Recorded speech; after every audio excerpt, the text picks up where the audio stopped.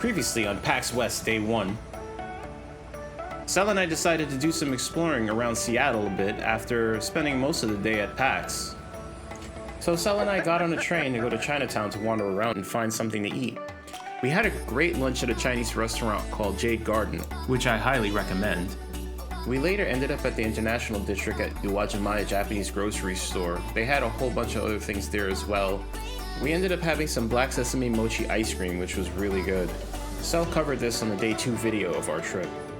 Later that evening, we met up with Kane at Jupiter Arcade Bar, enjoyed some drinks and games, which was a great way to end the day.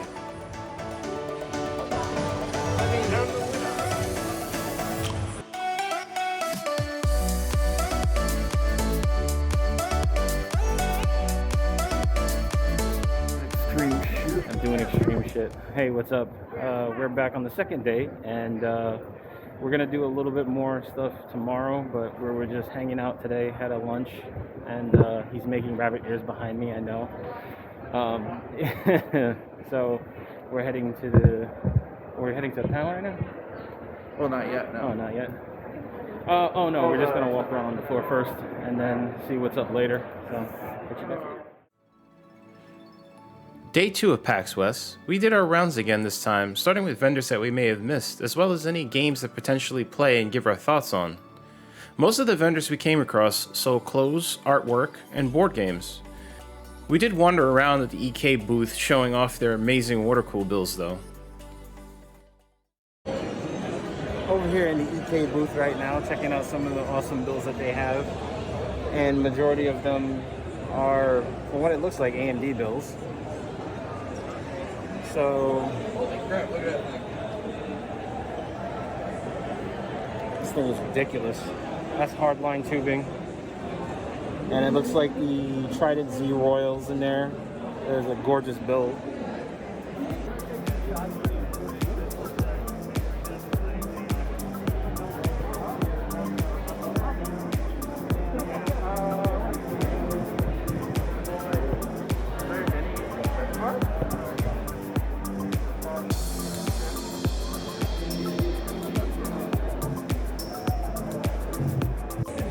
Seven Tesla V100s. Yeah, that's crazy. All fully liquid cooled, dual reservoirs, dual 480 rads, dual pumps on the backside, dual power 1600 watt power supplies, and then they're all outfitted with industrial grade quick disconnect fitting. Nice. Oh, that is awesome. That is awesome. So the GPUs are easily removable without messing with the cooling system. So that allows you to visual effects. Game development. NVLink and Yeah. We don't support NVLink right I kind of love it that. I don't know what I would do with it, but it's like what Kane has said. It's like you'll figure it out. I don't have a use for it, but I will find one. You'll figure it out at some point. Thanks. After Sal and I stopped drooling over the EK Fluid workstations, we wandered over to the Apogee booth. They had demos of their upcoming titles, such as Dead Fury, Below the Stone, and Residue. One of their games that really caught our attention is called Turbo Overkill, a bloody fast-paced FPS that gave us nostalgic feelings of old-school shooters. I got in line and waited my turn to play. The experience was pretty good and I can't wait for it to come out, which I believe is sometime next year.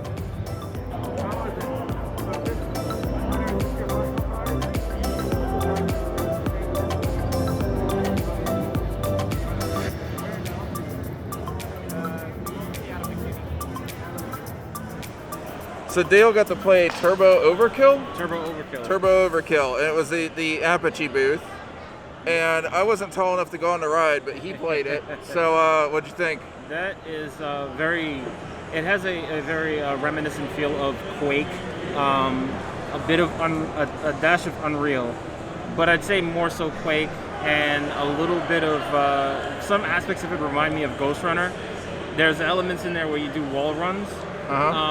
So there's a lot. There are modes in there that I noticed in the beginning. You have like casual mode and turbo mode, and turbo mode's like the more difficult mode. It's very fast paced. Obviously on turbo mode, it has a very nice graphical aesthetic where it's a combination of the current graphics with some voxel elements. So like if anyone remembers the days of Duke Nukem or Doom, basically the way that the graphics were. They're called voxels, so it has a bit of that, so it's very reminiscent. It also reminded me of another indie title that I also have. I didn't get to finish it yet. It's called Proteus, and that one's very heavy Quake / Doom, more Quake because you can jump, but yeah, it has a very that Quake feel to it. Yeah. Looked really cool. It was like, I almost would say the art style was like shiny pixels. Yeah. Yeah, it looked like shiny pixels. Yeah, and they basically said that they're not out yet. They're still in alpha, so they're gonna have another year or so, from what the guy at the booth told me. But they have another set of titles I didn't get to play. I think Dead Fury and Below the Stone, and they seem to be single player as far as I can tell. It didn't really light my fire or anything like that either. Those didn't really stand out to me, but the Turbo Overkill did. It has a very nice feel, like when you're in the mood to want to sit down and like just run and gun, and it's really clean. Even for the alpha build, it was really nice. It was really smooth. I didn't notice anything. And another thing I noticed this year is like there's a lot of indie games. A lot of them are like RPG style games, like a lot of stuff. And there's nothing wrong with that. Just it doesn't like really tickle my fancy that much. Yeah. Like just so. For me, I'm going to be looking around, looking for more like kind of platformers and stuff like that. Stuff like you were playing. I'll probably try to play that tomorrow when there's lesser of a line. Yeah. But yeah, it was really cool to see. I thought it looked fancy to me. There was another one. It was looked like a zombie survival game. I forget what that was called. We'll look at it tomorrow. Look at it tomorrow. Yeah, we'll look at it tomorrow. But anyways, yeah, it was really cool. And then we're gonna go see Mega 64 tonight. Yep. Hopefully. So. We'll try to get in. I don't think it'll be that hard, but we'll see. Hopefully not. Yeah.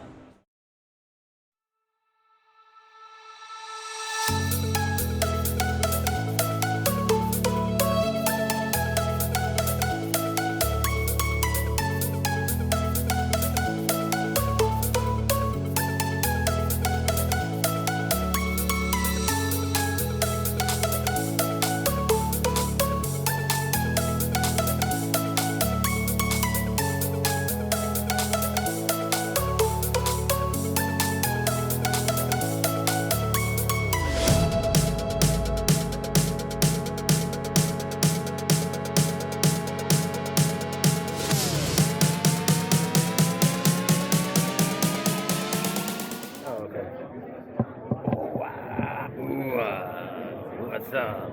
We're in line for Mega 64's panel. What's it called again, the title? Deeply affected by the chip shortage. Chip shortage. The chip shortage. Say that. Try to say that 5 times fast. Leave me alone. And this is basically going back to the conversation we had the other day about like console shortages and stuff Oh, like you that. think this is going to be serious? That's Maybe. cute. That's cute. Why? What do you think's gonna happen? You think it's going to be serious? Maybe a little bit. With a little goofy shit. I just showed him the Paperboy video. I did not see the Paperboy video before, so. If anyone doesn't know what that is, look up Mega 64 Paperboy video. It's pretty old, but funny. Also look at Mega 64 Katamari Damacy. That one was really funny. You like my hat? I'm all about that digital. I'm all about that digital life. Digital forever. That's why I picked stuff up at Pink Gorilla. I made sure I showed him the hat. Yeah, he blames me for his cartridge addiction. I wanted to go check out Pink Gorilla again, and he ended up picking up more games. No, it's all his fault, even before that. It's not my all fault. This is a ploy to impress him. It's not my fault. No, it's all your fault. I swear it's not my fault. That's why I spent $500 on an NES. Just to impress you. Because the regular one's not good enough, so I had to have aluminum. You have no idea how thirsty this bitch is. I am thirsty. I actually want some water right now. I'm really thirsty. Oh, there's water right there. See you guys inside.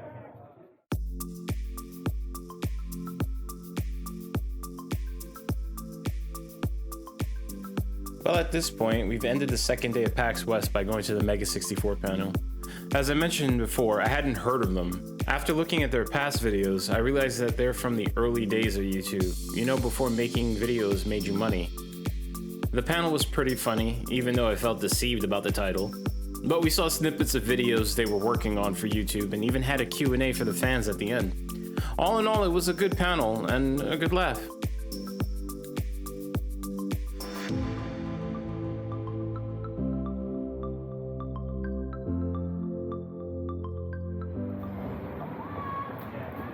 So we just came out of the Mega 64 panel. Who the fuck are you talking to? I'm right here. Oh, Yeah, shit. this thing here. I'm not talking to myself. Anyway, I was deceived. We were thinking it was going to be, well, at least I was thinking it was going to be a hardware, you know, the lack of hardware in the market and all this stuff, and it was comedy. It was actually pretty funny, but yeah, I was still deceived, and I blame him. What? I blame this man here. Okay, honest question.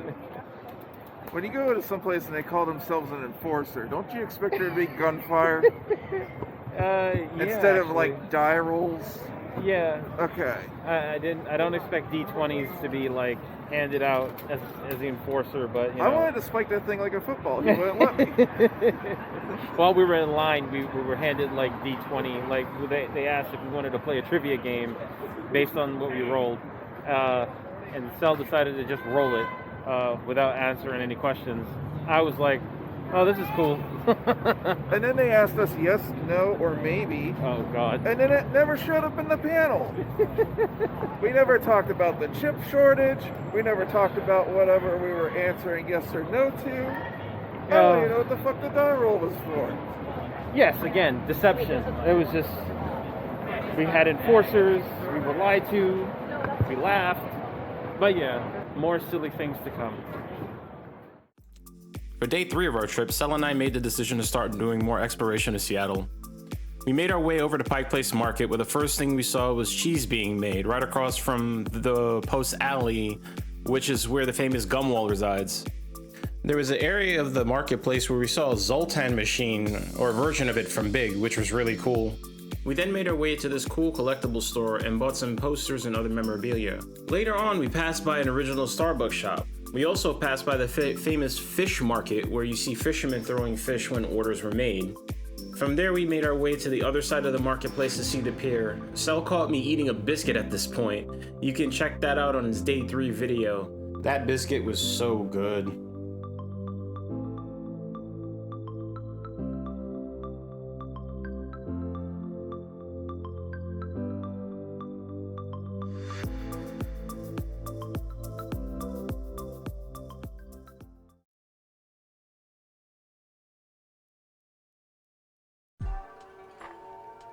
This was the exciting point of the trip, where we ventured to the Seattle Japanese Garden.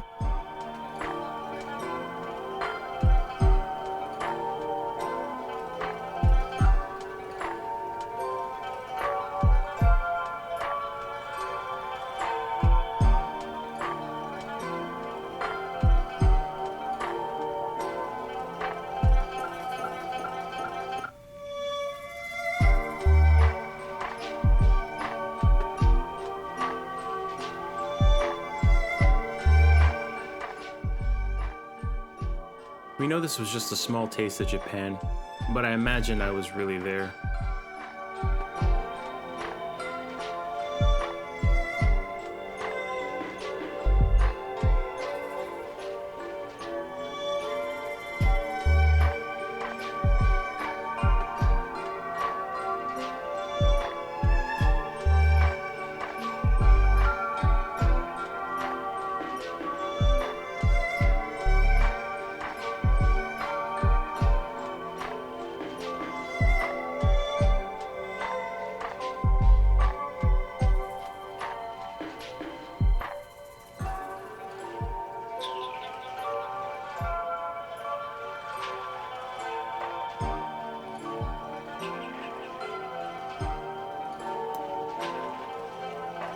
At this point, once we stepped through the gate, it was almost like stepping through a portal and just being taken straight to Japan. It was a really good experience.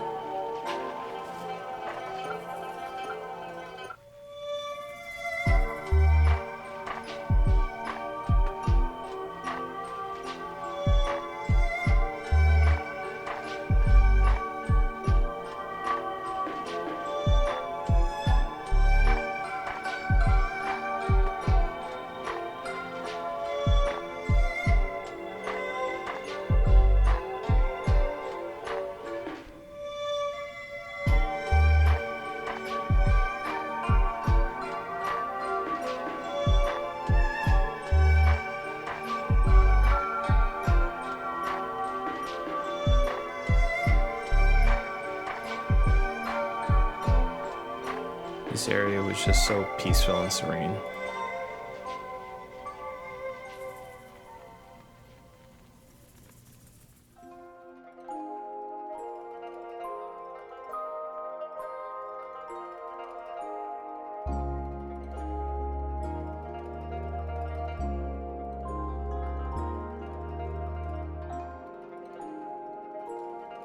The people that maintained this garden did such an amazing job recreating what would be seen in a scenic environment in Japan.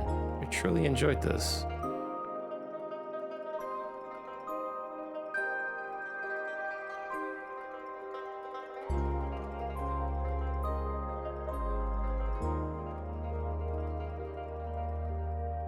When we got to the pond area, we noticed that there were a lot of koi fish in there, and when you go to the edge, they actually come up to you as well, because I guess they were used to being fed.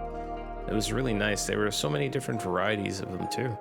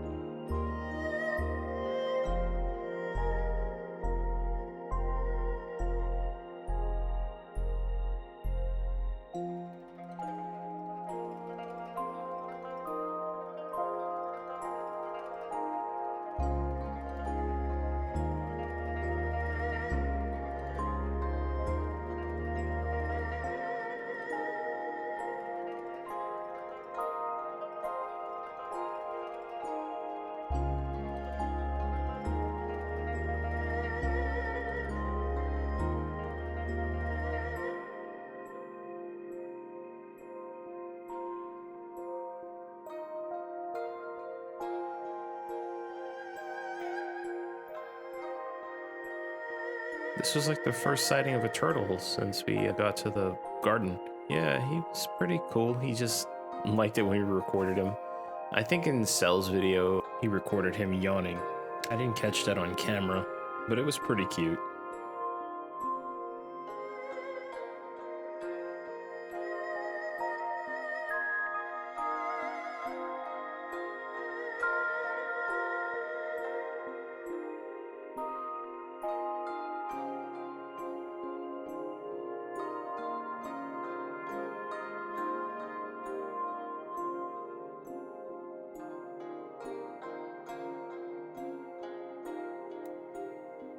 Yeah, we came across another turtle just swimming along, having a good old time, not having to worry about a thing.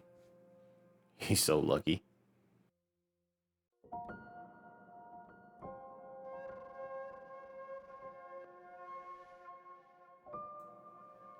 This whole section here was very, very peaceful. You feel like you could just sit here and meditate for a while.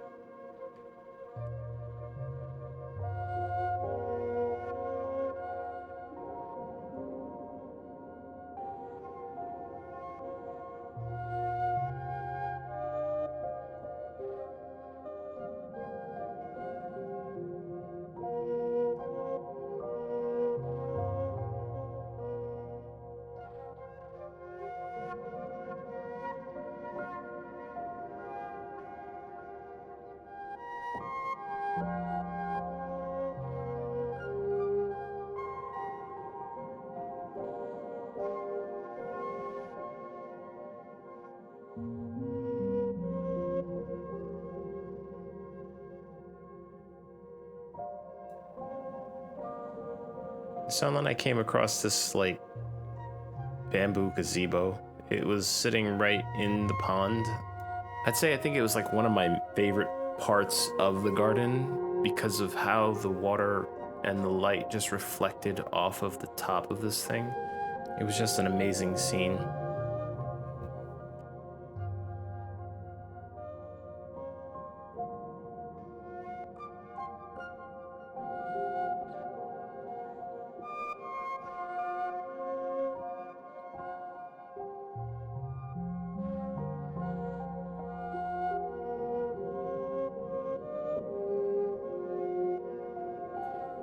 The experience of the garden provided a little taste of Japan Sel and I were looking for.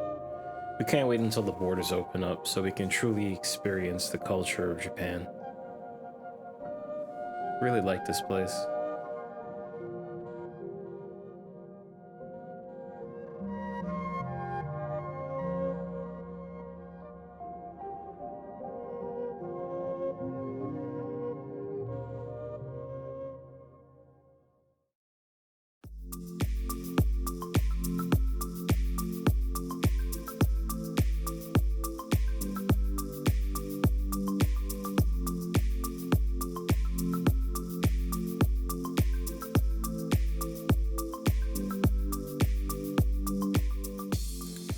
After enjoying the day at the Japanese garden, we spent the remainder of our evening going to some of the game stores like Pink Gorilla and Al's Music, Video, and Game Shop. We topped the night off by going to Rondo Japanese Restaurant.